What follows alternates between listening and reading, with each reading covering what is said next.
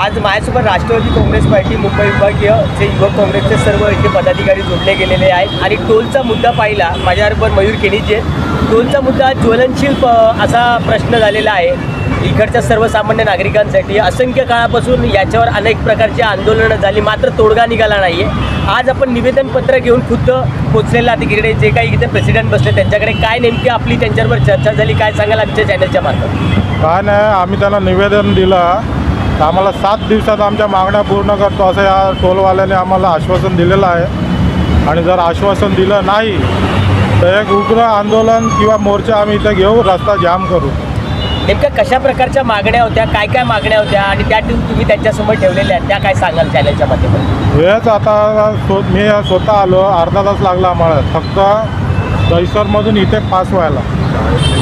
शाळेतल्या मुलांचा त्रास आहे, त्यांच्या स्थानिक आहे, ॲम्ब्युलन्सच्या तक्रारी आहे, त्याच्यानंतर पडलेल्या रस्त्यावरती खड्डे आहे, असे ज्वलंत प्रश्न आहे. याच्यावरती काही लोक उपाययोजना करत नाही, बल्कि यांच्या अथॉरिटीमध्ये काम आहे. याआधी टोलचा मुद्दा जो पाहिला तर महाराष्ट्र नवनिर्माण सेनेने देखील इथे आंदोलन करण्यात आली त्याबद्दल आपलं काय मत? आणि आज त्यानंतर आपणही देखील आपल्या पक्षाच्या माध्यमातून इथे जनतेच्या समस्यासाठी इथे आलेला. बघा, त्यांच्याबद्दल तर आम्ही काय बोलू शकत नाही, पण हा लोकांचा विषय आहे. आपल्याला पक्ष मंडळ आणि संस्था साईडला ठेवून आपल्याला लोकांसाठी काम करायचं आहे. मी स्वागत करतो आपली पूर्ण टीमला घेऊन आपण आज इथे उपस्थित झालेला आहात आणि आतमध्ये आपल्याला श्वासवती देखील देण्यात आली की 7 दिवसाच्या आत समस्या सुटेल. काय वाटतं त्याबद्दल आपल्याला? आता तो त्यांचा विषय आहे, त्यांनी आम्हाला आश्वासन दिलेलं आहे आणि मला असं वाटतं त्यांनी आश्वासन दिले तर ते नक्की या सगळ्या गोष्टी पूर्ण करतील. पूर्ण केल्या तर इकडच्या स्थानिकांचा विषय असेल असं नाही म्हणता येणार की मुंबई उपनगरातल्या लोकांचा विषय आहे. आज तुम्ही बघताय हा मुंबईचा एंट्रन्स आहे, मुंबईच्या बाहेरून येणारी लोकं आहेत, गुजरातमधून आहेत, महाराष्ट्रातली लोकं येणारी आहेत. हा मुंबईचा आपला एंट्रन्सचा विषय आहे आणि मुळात एंट्रन्सवरती येत असताना त्यांना खूप छोट्या छोट्या गोष्टी म्हणता येतील तर रस्त्यावरती अनेक प्रकारचे खड्डे पडलेले आहेत. हा त्यांचा वैयक्तिक विषय नसला तरीसुद्धा हा टोल आकारण्याचा विषय हा त्यांच्या कंपनीच्या मार्फत होतो आहे. म्हणून आज आम्ही इथे त्यांच्याकडे अशी मागणी केली आहे की सर्वात महत्त्वाचा विषय होतो ट्रॅफिकचा, की रस्त्यावरती प्रचंड प्रमाणात ठाकूर मॉलच्या इथे भरपूर प्रमाणात खड्डे पडले.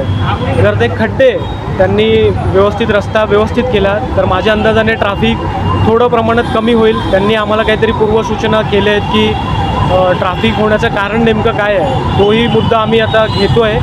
आणि या माध्यमातून आम्ही ट्रॅफिकचे आयुक्त असतील, मुंबईचे असतील, ठाण्याचे असतील, या लोकांची भेट घेणार आहोत, संबंधित पोलीस अधिकाऱ्यांची भेट घेणार आहोत आणि इकडच्या स्थानिकांचे जे प्रश्न आहेत ते लवकरात लवकर सुटतील यासाठी आम्ही प्रयत्न करतो. आतमध्ये आपल्या टीमच्या मार्फत महत्त्वाचा प्रश्न विचारला गेला की हा टोल अजून किती वर्ष सहन करावा लागेल. यावर त्यांनी असं म्हटलं गेलं की 2027 अशी ती जी काही तुम्हाला डेडलाईन आणि डेट दिलेली आहे. वाटतं का की हा 2027पर्यंत 2027पर्यंत त्यांनी असं नाही सांगितलं आपल्याला की हा टोल पूर्णपणे बंद होईल. त्यांनी असं सांगितलं आहे की शासनाचा GR आपल्याला असं मिळाला आहे की 2027पर्यंत त्यांची कंपनी हा टोल सांभाळेल.